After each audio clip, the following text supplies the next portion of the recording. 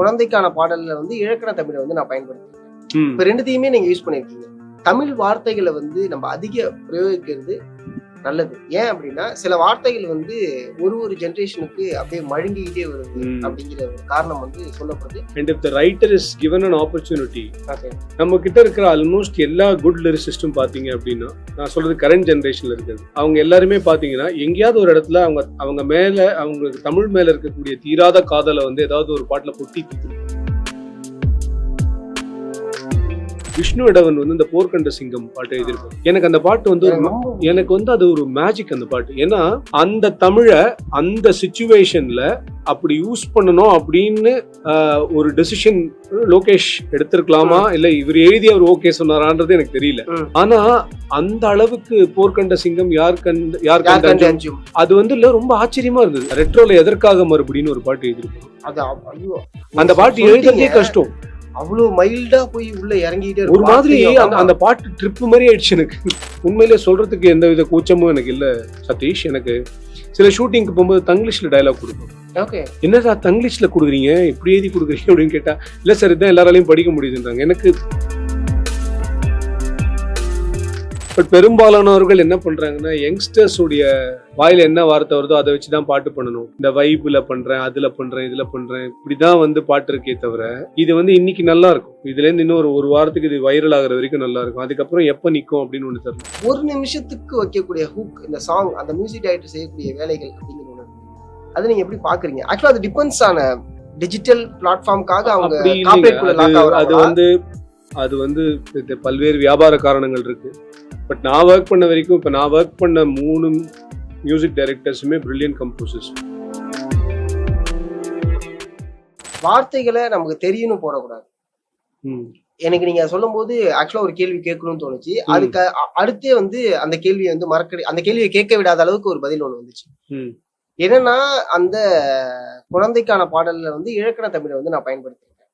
இப்ப ரெண்டுத்தையுமே நீங்க யூஸ் பண்ணிருக்கீங்க அப்படின்னா இங்க ஒரு அதிகமான ஒரு டாக் ஒண்ணு இருக்கும். என்னன்னா தமிழ் வார்த்தைகளை வந்து நம்ம அதிக பிரயோகிக்கிறது நல்லது. ஏன் அப்படின்னா சில வார்த்தைகள் வந்து ஒரு ஜெனரேஷனுக்கு அப்படியே மழுங்கிக்கிட்டே வருது அப்படிங்கிற ஒரு காரணம் வந்து சொல்லப்படுது.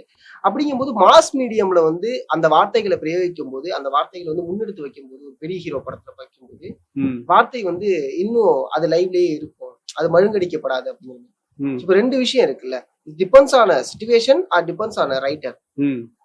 எனக்கு என்ன depends on the situation and if the writer is given an opportunity. நம்ம கிட்ட இருக்கிற ஆல்மோஸ்ட் எல்லா குட் லிரிசிஸ்டும் பாத்தீங்க அப்படின்னா, நான் சொல்றது கரண்ட் ஜெனரேஷன்ல இருக்கிறது, அவங்க எல்லாருமே பாத்தீங்கன்னா எங்கேயாவது ஒரு இடத்துல அவங்க மேல அவங்களுக்கு தமிழ் மேல இருக்கக்கூடிய தீராத காதலை வந்து ஏதாவது ஒரு பாட்டுல பொட்டி தீர்த்திருப்பாங்க. ஓகே, அது யுகபாரதி சாரா இருக்கட்டும், விவேக்கா இருக்கட்டும், மதன் கார்கியா இருக்கட்டும், யாரா வேணா நீங்க எடுத்துக்கோங்க. ஓகே, அது ரொம்ப பியூட்டிஃபுல்லா தமிழ் காதலை வந்து ஏதாவது ஒரு பாட்டுல எங்கேயாவது காட்டிருப்பாங்க. எனக்கு என்னன்னா விஷ்ணு இடவன் வந்து இந்த போர்க்கண்ட சிங்கம் பாட்டு எழுதியிருப்பாங்க. எனக்கு அந்த பாட்டு வந்து எனக்கு வந்து அது ஒரு மேஜிக் அந்த பாட்டு. ஏன்னா அந்த தமிழை அந்த சிச்சுவேஷன்ல அப்படி யூஸ் பண்ணணும் அப்படின்னு ஒரு டெசிஷன் லோகேஷ் எடுத்திருக்கலாமா இல்ல இவர் எழுதி அவர் ஓகே சொன்னாரான்றது எனக்கு தெரியல. ஆனா அந்த அளவுக்கு போர்க்கண்ட சிங்கம் யார் கண்ட அது வந்து இல்ல ரொம்ப ஆச்சரியமா இருந்தது. இப்ப என்னன்னா அது யங்ஸ்டர்ஸ் எல்லாருக்கும் போய் சேர்ந்தது இல்ல. அதுல அனிருத் வந்து அதை இடிஎம்மா மாத்தி அதை வந்து ஒரு ஆக்ஷன் சீன்ல யூஸ் பண்றது எனக்கு வந்து இட் வாஸ் சூப்பர். அதே மாதிரிதான் வந்து இப்ப விஸ்வரூபம்ல எவன் என்று நினைத்தாய் எதை கண்டு சிரித்தாய், அது வைரமுத்து சார் எழுதினது, அவர் லெஜெண்ட். சோ இப்ப அதுக்கு ஈக்குவலா ஒரு பாட்டு திருப்பி கமல் சாருக்கு அதே மாதிரி ஒரு பாட்டு வருதுன்றது எவ்வளவு பெரிய விஷயம். கண்டிப்பா இத மாதிரிதான் எனக்கு என்னன்னா இப்ப விவேக் வந்து அவர் கொடுத்த ஹீரோயிசம் பாட்டெல்லாம் வந்து நான் உண்மையிலே நான் இப்ப கரண்ட் ஜெனரேஷன்ல பாக்குறதுல அந்த ஹீரோயிக் சாங்ஸ் அவர் எழுதுற மாதிரி அவ்வளவு ரசிச்சு ஒருத்தர் எழுதுறதுன்றது ரொம்ப கஷ்டம். ஆனா அதை மட்டுமே வச்சு நம்ம விவேக பார்த்துட்டு இருக்கோம். ஆனா அவர் எழுதின எத்தனையோ சூப்பர் சாங்ஸ், எத்தனையோ சூப்பர் சாங் எனக்கு ரொம்ப பிடிச்சது. நான் அவருக்கே போன் பண்ணி சொல்லியிருக்கேன், ரெட்ரோல எதற்காக மறுபடின்னு ஒரு பாட்டு எழுதிருப்போம். அந்த பாட்டு எழுதுறதே கஷ்டம். அவ்வளவு மைல்டா போய் உள்ள இறங்கிட்டே ஒரு மாதிரி அந்த பாட்டு ட்ரிப் மாதிரி ஆயிடுச்சு எனக்கு. லிட்டரலி அந்த சாங் கம்பேரிட்டிவ்லி இந்த கண்ணம்மா சாங்கோட சேர்த்து நம்ம கண்ணம்மால நீட்டா இதுல வந்து எதற்காக அப்படிங்கும் போது ஒரு மாதிரி ஆயிடும். இல்ல அந்த பாட்டை ஒரு லிரிசிஸ்டா, ஏன்னா அந்த டைம்ல வந்து தேளாக நாள் மாறுதோன்னு ஒரு லைன் எழுதியிருப்பாரு. எனக்கு அது கேட்ட உடனே இல்ல ஒரு செகண்ட்ல என்ன மாதிரி எழுதியிருக்காரா அப்படி வந்துச்சு எனக்கு மைண்ட்ல. அதே மாதிரி யுகபாரதி சார் எடுத்துக்கிட்டீங்கன்னா அவரு சிலதெல்லாம் பயங்கரமா எழுதுறாரு அவர். ஆமா, இப்ப ஜெய்பீம்ல அவரே சொல்லிப்பாரு, கடவுளை திட்டி எழுதின படம் இந்த பொல்லாத உலகத்திலே அப்படிங்கிற சாங் வந்து கடவுளை திட்டி ஏன் இந்த பொல்லாத உலகத்துல என்ன படைச்சேன். என்ன ஒரு பாட்டு அது அதே படத்துல பாத்தீங்கன்னா அது ராஜமுருகன் அந்த பாட்டு தலக்கோதும் இளங்காத்து தேதி ஒரு ஓகே. ஸோ அது வந்து அந்த பாட்டு என்னமோ லைஃப்ல எல்லாமே தப்பா போயிட்டு இருக்கும்போது யாரோ அந்த பாட்டை கேட்டாங்கன்னா யாரோ நம்மள தோல்ல தட்டி கொடுத்து முன்னாடி போ அப்படின்னு சொல்ற மாதிரி இருக்கும். அது ராஜமுருகன் இத்தனைக்கும் ப்ரொஃபஷனல் லிரிசிஸ்ட் கிடையாது, அந்த பாட்டை தான் எழுதிருக்காரு. ஆனா இந்த மேஜிக் ஏதாவது ஒரு படத்துல நடக்குது இல்ல. சோ நம்ம என்ன பண்ணலாம் ஆஸ் லிரிசிஸ்டா அப்படின்னா முடிஞ்ச வரைக்கும் நல்ல தமிழை அடுத்த ஜெனரேஷனுக்கு கொண்டு போறதுக்கான ஒரு வேலையில நம்ம இருக்கோம் அப்படின்னா அட்லீஸ்ட் ஏதாவது ஒரு இடத்துல அதை நம்ம தமிழ் காதல காட்டணும். ஏன்னா நான் சொன்னவங்களோட லிஸ்ட் எல்லாம் எடுத்து பாத்தீங்கன்னா இவங்கெல்லாம் நிறைய பாட்டு எழுதிட்டாங்க, நிறைய பாட்டு. நான் வந்து ரொம்ப ரொம்ப ரொம்ப குறைவான எண்ணிக்கை குறைவான பாடல்கள் நான் எழுதிருக்கேன். இன்ஃபேக்ட் அருண் ராஜா காமராஜே வந்து அவரை நம்ம வந்து நெருப்புடா நெருங்கடா வச்சு நம்ம வந்து வி ஆர் ஜட்ஜிங். அருண் ராஜாவால அற்புதமான கவிதைகள் எழுத முடியும், அற்புதமான காதல் பாடல்கள் எழுத முடியும். ஓகே, ஒரு பட்டர்ஃப்ளை பாட்டை அவர் ஹிட் கொடுத்துட்டாரு. நான் வந்து technically I am very happy. But அதுதான் அருண் ராஜான்னு தயவு செஞ்சு நினைக்க கூடாது. ஏன்னா Arun Raja can write for more beautiful Tamil.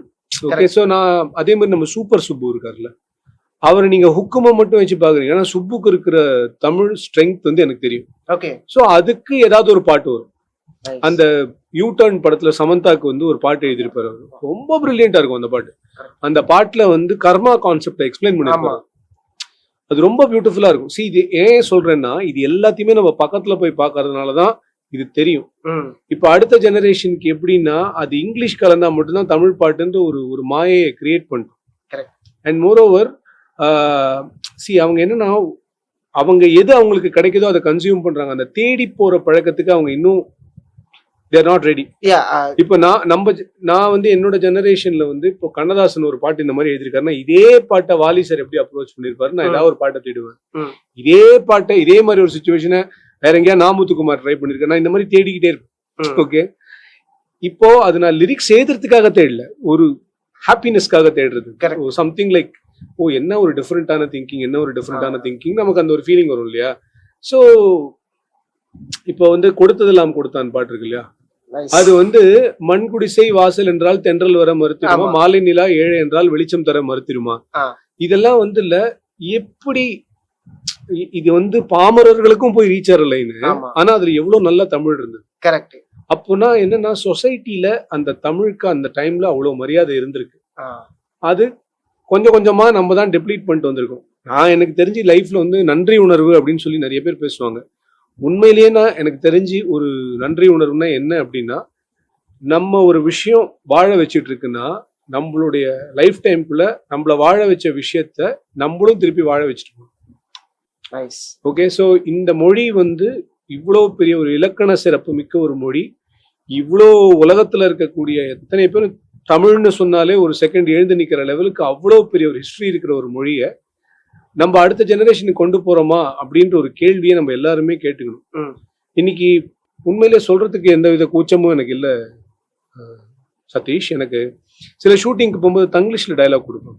Okay, Tamil ஒண்ணு இங்கிலீஷ்ல இருக்கா இல்ல தமிழ்ல இருக்கா? இல்ல தங்கிலீஷ்ன்றது எப்படி இருக்குன்னா என்னடா தங்கிலீஷ்ல கொடுக்குறீங்க இப்படி எழுதி கொடுக்குறீங்க அப்படின்னு கேட்டா இல்ல சார் இதான் எல்லாராலையும் படிக்க முடியுதுன்றாங்க. எனக்கு யோசிச்சு பாருங்க, இந்த செட் ஆஃப் செமேரோன் ஒரு 50லேருந்து 60 பேர் இருக்கும், ஒரு 10-15 ஆர்டிஸ்ட் இருக்கும் அப்படின்னா அதுல தமிழ் தெரிஞ்சவங்களே ஒரு 5 பேர் தான் படிக்க தெரிஞ்சவங்களே இருக்காங்க. அதுக்கப்புறம் தான் அது இலக்கண தமிழ் கரெக்டா இருக்கா இல்லையான்னு தெரியறவங்க, புரியுதா? சோ இது கண் எதிர்க்க நமக்கு நம்மளுடைய மொழிய நம்ம காப்பாத்தாம போறதுக்கான சைன். கரெக்ட். ஆக்சுவலா நீங்க சொன்னீங்கல்ல, இப்ப நீங்க சொன்னதுல ஒரு விஷயம் ஒன்று தோணுச்சு. ஐ திங்க் இது யார் சொன்னான்னு தெரியல.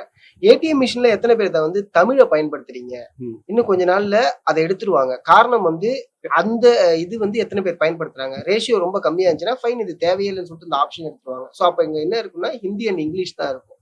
ஸோ இது மாதிரி எங்கெங்கெல்லாம் நீங்க தமிழ் ஆப்ஷன்ஸ் இருக்கும்போது அதை பயன்படுத்தாம போறீங்களோ அந்தந்த இடத்துல எல்லாம் இனிமே நீங்க தமிழ்ங்கிற ஒரு ஆப்ஷனே பார்க்க முடியாது. ஆப்ஷனல் லாங்குவேஜா தான் இப்ப தமிழ் இங்க இருக்கு அப்படிங்கிற ஒரு பார்வை வந்து பொதுவாவே இங்க எல்லாருக்கும் வர ஆரம்பிச்சு. இதை ஒருத்தவங்க விமர்சனமே படுத்துனாங்க. இப்ப நம்ம தமிழ் சினிமாவை பொறுத்த வரைக்கும் தமிழ் கான்ட்ரிபியூட் எடுத்து வச்சுக்கிட்டே தான் இருக்கும். இந்திய ஆல்பம்ஸ் இப்ப உள்ள வருது. ஒருத்தவங்களும் அவங்களுடைய ஜான்ரால அவங்களோட லேண்ட்ஸ்கேப்ல அவங்களோட இந்தியை வந்து எக்ஸ்போஸ் பண்றாங்க. பட் இந்தி ஆல்பம்ல தமிழ் அந்த அளவுக்கு உள்ள வருதா அப்படிங்கிற ஒரு கேள்வி இருக்கு. டவுட் தான். ஏன்னா இந்தி ஆல்பம் அப்படின்றது வந்து ஒரு சில பேர் பண்ணும்போது அந்த தமிழுக்கான ஒரு விஷயத்த பண்றாங்க. இப்போ அறிவு எடுத்துக்கிட்டீங்கன்னா அவருடைய சில பாடல்கள்ல சில சொற்றொடர்கள் அவர் யூஸ் பண்ணும்போது ரொம்ப சூப்பரா இருக்கு. ஏன்னா அவருக்கு அந்த தமிழ் ஆர்வம் இருக்குன்றது நம்மளால பார்க்க முடியும். எனக்கு I can root to him அப்படின்ற மாதிரி. பட் பெரும்பாலானவர்கள் என்ன பண்றாங்கன்னா யங்ஸ்டர்ஸ் உடைய வாயில என்ன வார்த்தை வருதோ அதை வச்சுதான் பாட்டு பண்ணணும். அதனால இந்த வைப்ல பண்றேன், அதுல பண்றேன், இதுல பண்றேன், இப்படிதான் வந்து பாட்டு இருக்கே தவிர இது வந்து இன்னைக்கு நல்லா இருக்கும். இதுல இருந்து இன்னும் ஒரு வாரத்துக்கு இது வைரல் ஆகுற வரைக்கும் நல்லா இருக்கும். அதுக்கப்புறம் எப்ப நிற்கும் அப்படின்னு ஒண்ணு தெரியல. But I can tell you something. At some point of time இந்த ஜென்சி ஜென்ரேஷனை தப்புன்னுலாம் நான் சொல்ல மாட்டேன். They know what they do. But எங்கேயோ ஒரு இடத்துல அவங்களுக்கு இந்த தமிழ் ஆர்வம் திடீர்னு வரும். Because you are consuming same things again and again. அப்போ நமக்கே ஒரு டவுட் வரும்ல. ட்ரூமன் ஷோ படம் மாதிரி தான். டெய்லி காலையில எழுந்துக்கிறேன், எனக்கு குட் மார்னிங் சொல்றாங்க, இவங்க வராங்க, அவங்க என்னடா எப்ப பாரு என் வாழ்க்கையில ஒரே விஷயம் நடந்துகிட்டே இருக்கு அப்படின்னு ஒருத்தனுக்கு டவுட் வந்துச்சு. அதுதான் அவன் தன்னை டிஸ்கவர் பண்றதுக்கு காரணமாக இருக்குல்ல. சோ அந்த படம் ஒரு ஸ்பிரிச்சுவலான படம். அந்த மாதிரி இவங்களுக்கும் எங்கேயாவது ஒரு இடத்துல இதே தன்மைகள் போர் அடிக்கும். அப்போ நம்ம லாங்குவேஜுடைய ரூட்ஸை தேடி போவாங்க. அதுல ஒரு 10 பேர் தேடி போவாங்க. அதுல 2 பேர் ஐயோ எவ்வளவு பெரிய லாங்குவேஜ் இது அப்படின்னு சொல்லி அவன் தேடும் போது நம்ம எழுதுற தமிழ் அவனுக்கு கிடைக்கணும். கரெக்ட். அதுக்கான வேலையை நம்ம இன்னைக்கே செஞ்சாதான் உண்டு. Super super super. இப்ப நீங்க சொன்னதுலயே ஒரு விஷயம் இருக்கு. இன் ரீசன்ட் டைம்ல வந்து இன்ஸ்டாகிராம்ல இருந்து ஐ திங்க் ஒரு போஸ்ட் வெளியிட்டு இருந்தாங்கன்னு நினைக்கிறேன். இளையராஜாவுடைய பாடல்கள் வந்து அதிகமா இன்ஸ்டாகிராம்ல கன்சியூம் பண்றாங்க. ஸ்டோரிஸ்க்கோ நோட்கோ அதிகமா வந்து கன்சியூம் பண்றாங்க. சோ என்னன்னா எகெயின் இந்த இதுதான் சொல்றேன், இந்த மாசத்துக்கான பாடல்கள் மட்டும் அவரு போடல.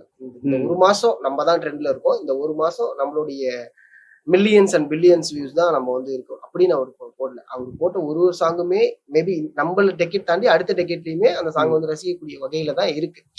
இப்ப என்னன்னா அதிகமா வரக்கூடிய இப்ப இந்த ஒரு நிமிஷத்துக்கு வைக்கக்கூடிய ஹூக், இந்த சாங், அந்த மியூசிக் டைரக்டர் செய்யக்கூடிய வேலைகள் அப்படிங்கிற ஒண்ணு இருக்கு. அது நீங்க எப்படி பாக்குறீங்க? ஆக்சுவலா அது டிபெண்ட்ஸ் ஆன டிஜிட்டல் பிளாட்ஃபார்முக்காக அவங்க அது வந்து பல்வேறு வியாபார காரணங்கள் இருக்கு. பட் நான் ஒர்க் பண்ண வரைக்கும் இப்ப நான் ஒர்க் பண்ண 3 மியூசிக் டைரக்டர்ஸுமே brilliant composers. First Sean Roldan, next Achu Rajamani, அப்புறம் ஜிவி. சோ இவங்க யாருமே ரீல்ஸ்க்காக பாட்டு பண்ணணும்னு பண்ண மாட்டாங்க. ஓகே, நல்ல பாட்டு பண்றேன், அது ரீல் ஆச்சுன்னா ஆட்டும். ஓகே, அது நீங்க சொல்றீங்கல்ல, ஆக்சுவலா நல்ல பாட்டு பண்றேன் ரீல் ஆச்சுன்னா ஆகும். அந்த ரீல் போடுறதுக்கு இங்க ஒரு விஷயம் நடக்குது இல்ல. எனக்கு ஒரு பாட்டு பிடிச்சிருக்கு அப்படின்னா அதை நான் ரசிக்கிறேன், அதை நான் எடுத்து போடுறேன். அது வேற ஒரு அது ஒரு கமிட்மெண்டா மாறுது இல்ல. ஒரு பாட்டு ரிலீஸ் பண்ணிட்டேன், அந்த பாட்டை ஒரு வாரத்துக்கு ப்ரொமோட் பண்ணியே ஆகணும் அப்படிங்கிற ஒரு விஷயத்தினால நம்மளுக்கே சொல்றதா பார்க்க பழகிடும் அப்படிங்கிற மாதிரி மாறுது.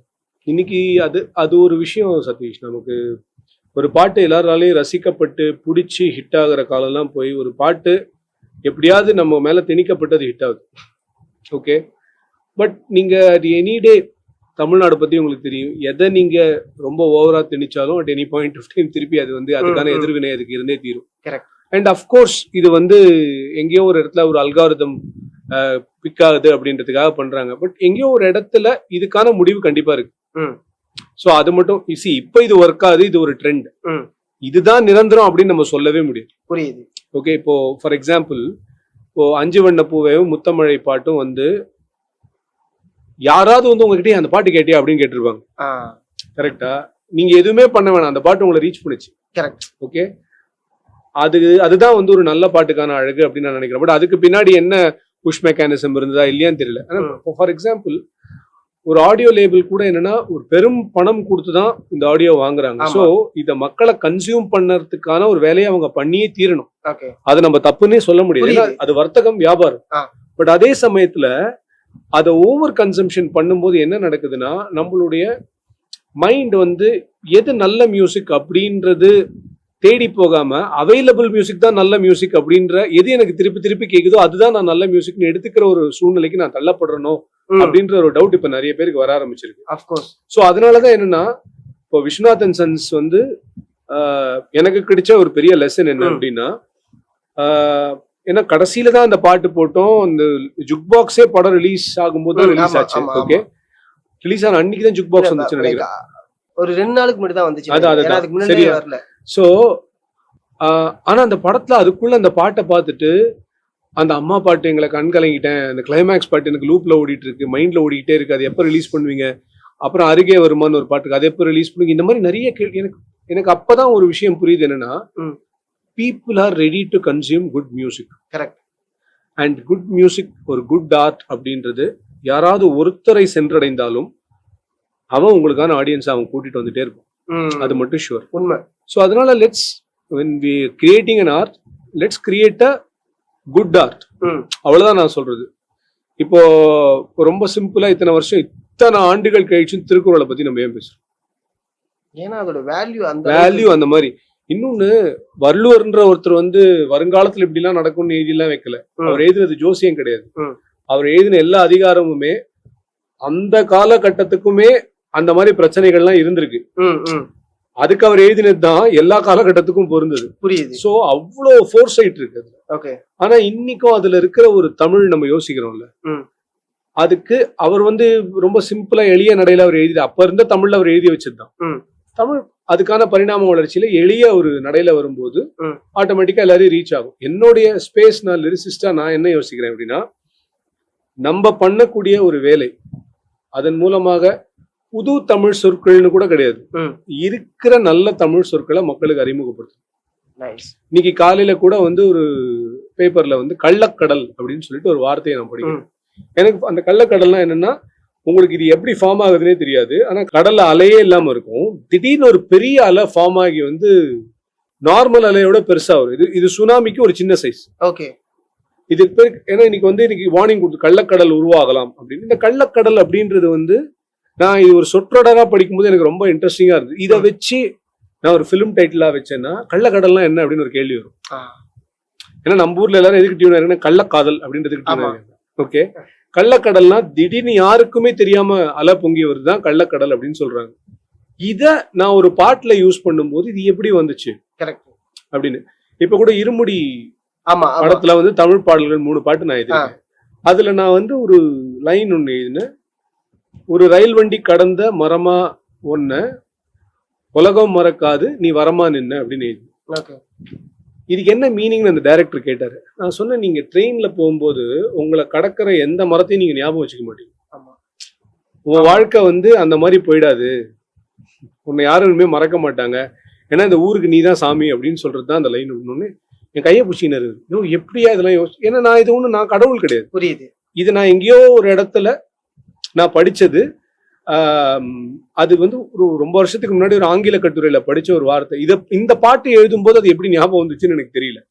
சோ இதுதான் நம்ம வந்து நம்மளால பண்ணக்கூடிய ஒரு விஷயமா நான் நினைக்கிறேன். அந்த சின்சியாரிட்டியோட தான் நான் லிரிக் ரைட்டிங் அணுகிறேன் அப்படின்னு நான் நினைக்கிறேன். Nice nice nice. ரீசெண்டா விஸ்வநாதன் சன்ஸ் சக்சஸ் மீட்ல வந்து அவங்களுடைய ஸ்பீச் வந்து ரொம்ப ரொம்ப வைரலா போனுச்சு.